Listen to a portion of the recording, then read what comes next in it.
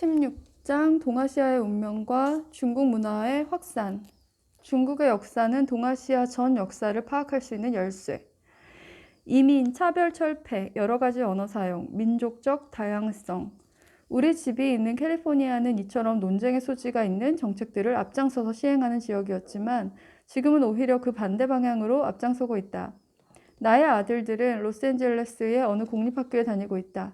이 학교의 교실들을 둘러보면 학생들의 얼굴 생김새에 대한 생각들이 저절로 떠오른다.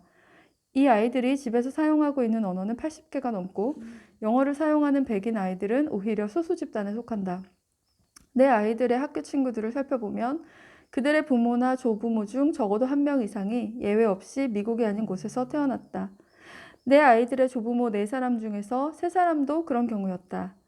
그러나 이민의 물결은 아메리카가 이미 수천 년 동안 갖고 있었던 다양성을 다시 복원시키고 있을 뿐이다.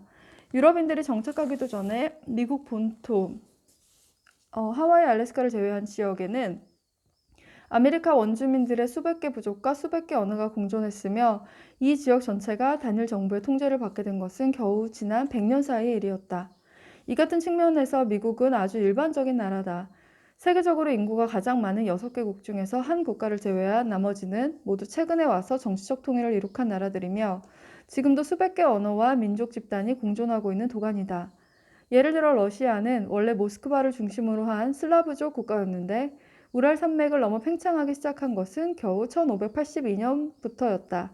그때부터 19세기에 이르기까지 러시아는 수십 개의 비슬라브계 민족들을 흡수했으며 그중 많은 민족들은 지금까지도 각자 고유의 언어와 문화적 동질성을 유지하고 있다. 미국의 역사는 그 자체가 대륙이 지금처럼 미국화되는 과정이었던 것처럼 러시아의 역사는 러시아가 지금처럼 러시아화되는 과정이었다. 인도, 인도네시아, 브라질도 최근에 이룩된 정치적 창조물이며 각각 850개, 670개, 210개의 언어가 공존하고 있다. 이 같은 도가니의 규칙에서 단 한 곳, 예외적인 존재가 바로 전 세계에서 인구가 가장 많은 나라 중국이다.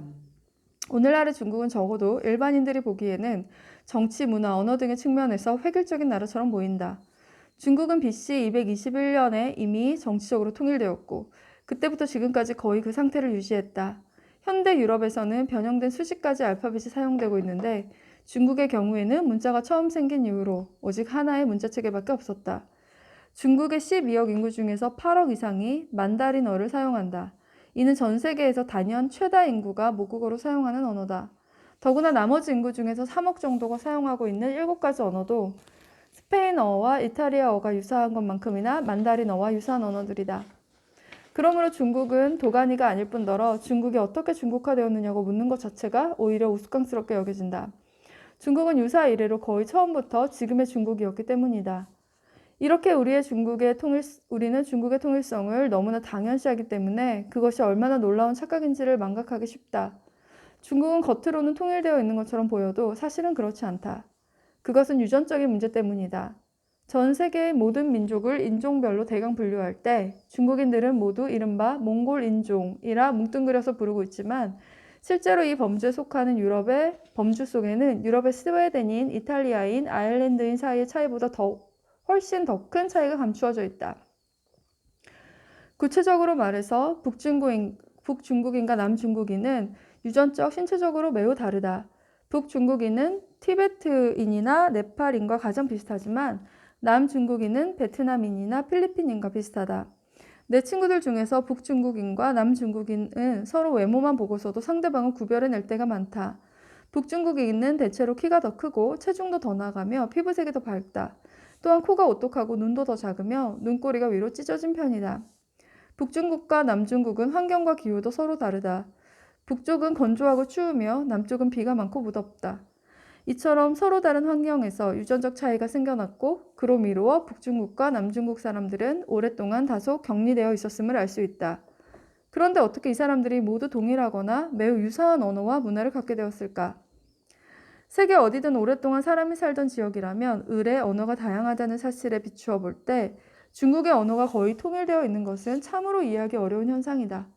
바로 앞장에서도 보았듯이 뉴기니는 면적이 중국의 10분의 1 이하이며 인류의 역사도 약 4만 년밖에 안 되었지만 언어 수는 1000개에 달하고 그 속에는 또 수십 개의 어군이 있으며 각각의 어군 사이의 차이는 중국의 주요 8가지 언어보다 훨씬 크다. 서유럽에서는 인도 유럽어가 들어온 이후 고작 6천에서 8천년 사이에 약 40가지 언어가 새로 생기거나 도입되었다. 그 중에는 영어, 핀란드어, 러시아어처럼 서로 판이하게 다른 언어들도 포함되어 있었다. 그런데 화석을 토대로 판단한다면 중국에 사람이 살기 시작한 지는 50만 년이 넘었다. 그렇다면 이 기나긴 기간 동안 중국에는 서로 뚜렷이 다른 수천, 수만 개의 언어가 생겨났을 텐데 그 언어들은 모두 어디로 갔을까? 이 모순으로 미루어 짐작한다면 인구가 많은 다른 나라들이 지금까지 그러한 것처럼 중국도 한때는 다양성을 가진 나라였을 것이다. 다만 중국은 다른 나라보다 훨씬 일찍 통일되었다는 점이 다를 뿐이다. 먼 옛날 중국의 중국화와 더불어 광활한 지역은 철저히 균일화되었고 그로 말미암아 열대 동남아시아의 거주자들이 바뀌었으며 일본 및 한국, 어쩌면 인도에까지 막대한 영향을 미쳤을 것이다. 그러므로 중국의 역사는 동아시아 전체의 역사를 파악할 수 있는 열쇠다. 이 장에서는 중국이 중국화된 사연을 들어보기로 하자. 중국의 언어 지도를 통해서 보는 동아시아의 언어 변동. 우선 중국의 상세한 언어 지도부터 살펴보는 것이 편리하겠다. 흔히 중국을 획일적인 나라로 생각하던 우리는 이 지도를 한번 보기만 해도 눈이 번쩍 뜨인다. 알고 보면 중국에는 8가지 다수 언어뿐만 아니라 130개 이상의 소수 언어가 또 있다. 그 중에서 대다수의 언어는 사용자 수가 몇천 명밖에 안 된다. 다수와 소수를 통틀어 이 모든 언어는 4가지 어족으로 분류할 수 있고 각각의 어족은 그 분포 면적이 제각기 크게 다르다. 한쪽에는 만다린어와 그 친척 언어들이 있다. 이것이 바로 중국 티베트 어족의 중국어 어파며 북중국에서 남중국까지 연속적으로 분포되어 있다. 즉 북부의 만주에서 시작하여 남부의 통킹만까지 중국을 종단한다고 했을 때 그 사이에는 만다린어와 그 친척 언어들을 사용하는 사람들이 없는 곳이 없다는 뜻이다. 나머지 세 어족은 분포 지역이 분산되어 있으므로 각각의 언어를 쓰는 사람들은 마치 하나의 섬처럼 중국어를 비롯한 다른 어족의 언어를 쓰는 사람들의 바다에 포위되어 있는 형국이다.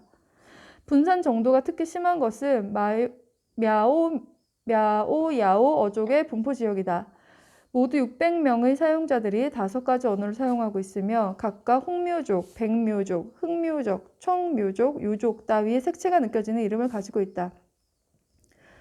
야오어의 사용자들은 수십 개의 소수 집단을 이루고 있으며 이 모두가 다른 어족 속에 포위된 상태로 남중국에서 타이에 이르는 약 130만 제곱킬로미터의 면적에 흩어져 살고 있다.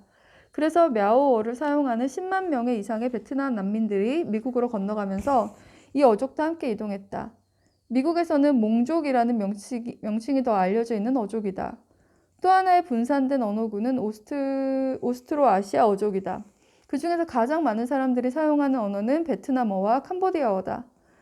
오스트로아시아 어족의 6천만 사용자들은 동쪽으로는 베트남까지, 남쪽으로는 말레이 반도까지, 그리고 서쪽으로 인도 북부까지 두루 흩어져 있다. 중국의 4번째이자 마지막 어족은 타이카다이 어족으로 5천만 명의 사용자들이 남중국에서 시작하여 남쪽으로 타이의 말레이 반도 지역까지 그리고 서쪽으로는 미얀마까지 분포되어 있다. 야오 어족의 사용자들이 지금처럼 분산되어 분포하게 된 까닭은 그들이 옛날에 헬리콥터를 타고 아시아 이곳 저곳에 뚝뚝 떨어졌기 때문은 아니다. 한때는 그들도 지금보다는 연속적으로 분포했을 것이라고 짐작된다. 아마 다른 어족의 사용자들이 팽창했거나 мя오야족 어족의 사용자들에게 자기 언어를 포기하게 만들었기 때문에 분산될 수밖에 없었을 것이다. 실제로 이 같은 언어 분산 과정은 주로 지난 2500년 동안 일어났으므로 역사적 기록도 많이 남아있다. 타이어, 라오어, 미얀마어의 사용자들의 조상은 모두 역사시대에 남중국 및 인근 지역으로부터 현재 위치로 남하하여 그 이전부터 이주해 와서 정착해 살던 사람들을 압도했다. 특히 각종 중국어 사용자들은 다른 민족 집단을 원시적이며 열등하다고 멸시하면서 아예 내쫓거나 그들의 언어를 바꿔버리는 일에 유난히 적극적이었다. BC 1100년에서 221년 중국 주왕조의 역사를 살펴보면 중국어를 사용하는 여러 국가가 비중국어 사용자들을 정복, 흡수했던 일들이 설명되어 있다. 우리는 몇 가지 추론 방법을 동원하여 몇천 년 전의 동아시아 언어 지도를 복원해 볼 수 있다. 첫째로 수천 년 동안 이루어진 언어의 팽창에 대한 역사 기록을 거꾸로 더듬어 올라갈 수 있다. 둘째로, 오늘날의 어떤 지역에서 단 한 가지 언어 또는 서로 관련된 언어군이 넓은 면적을 연속적으로 차지하고 있다면 그것은 그 언어군의 지리적 팽창이 비교적 최근에 이루어졌다는 것, 즉 그 지역에서 다시 여러 가지 언어로 분화될 만큼 긴 시간이 흐르지 않았다는 뜻이라고 추론할 수 있다. 마지막으로 앞의 경우와 마찬가지로 오늘날의 어떤 지역에 어느 어족에 속하는 언어들이 매우 많다면 그것은 그 어족이 분산되기 시작했던 중심지로부터 멀지 않다는 뜻이라고 추론할 수 있다. 이 같은 세 가지 추론 방법을 이용해 언어의 시계를 거꾸로 돌려보았을 때 내릴 수 있는 결론은 북중국은 원래 중국어를 비롯한 중국 티베트 어족의 사용자들이 차지하고 있었다는 것. 남중국의 여러 지역은 마요, 왜 이렇게 안 되죠? мя오야오, 오스트로아시아, 타이카다이 어족의 사용자들이 각각 차지하고 있었다는 것. 그리고 중국 티베트 어족의 사용자들이 다른 어족의 사용자 대부분을 남중국에서 쫓아냈다는 것이다. 중국 이남의 열대 동남아시아를 휩쓸었던 언어 변동은 더욱 극심했을 것이다. 그곳에서 원래 사용되던 언어들은 현재 완전히 사멸했음이 분명하다.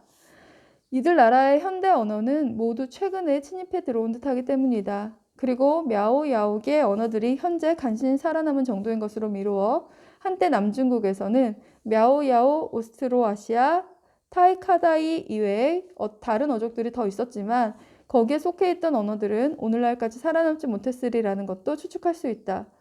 오스트로네시아 어족도 중국 본토에서 사라진 그러나 태평양의 여러 섬으로 전파되어 살아남은 덕분에 우리가 알 수 있는 여러 어족 중 하나였는지도 모른다. 이처럼 동아시아에서 일어났던 언어 교체 현상에서 천여 가지에 달하는 아메리카 원주민들의 언어가 있던 신대륙에 유럽의 언어, 특히 영어와 스페인어가 전파된 일을 연상하게 된다. 우리는 최근에 미국사를 통해 미국 인디언들의 언어가 영어로 바뀐 까닭이 단순히 인디언들에게 영어가 아름답게 느껴졌기 때문은 아니라는 것을 잘 알고 있다. 이 같은 교체 현상이 일어나는 이유는 영어를 사용하는 이주자들이 전쟁이나 살인 또는 질병을 도입함으로써 대부분의 인디언들을 죽게 만들었고 살아남은 인디언들은 이미 다수의 언어가 되어버린 영어를 쓸 수밖에 없었기 때문이다. 언어 교체의 직접적인 원인은 유럽인 침입자들이 아메리카 원주민들보다 기술 및 정치 조직 면에서 유리했기 때문이다. 이 같은 이점들은 궁극적으로 식량 생산을 더 일찍 시작했다는 이점에서 나온 것이었다. 오스트레일리아 원주민들의 언어가 영어로 바뀐 일, 그리고 적도 이남 아프리카 고유의 피그미족 언어 및 코이산족 언어가 반투족 언어로 바뀐 일도 본질적으로 동일한 과정을 거쳤다. 그러므로 동아시아의 언어 변동에 대해서도 똑같은 질문을 할 수 있다. 중국 티베트 어족의 사용자들이 북중국에서 남중국으로 확산될 수 있었던 것, 그리고 오스트로아시아 어족을 비롯한 남중국 고유의 어족들이 열대 동남아시아로 남하할 수 있었던 것은 무엇 때문이었을까? 여기서 우리는 고고하게 눈을 돌려 일부 아시아인들이 다른 아시아인들보다 기술, 정치, 농업 면에서 유리했다는 증거를 찾아야 한다.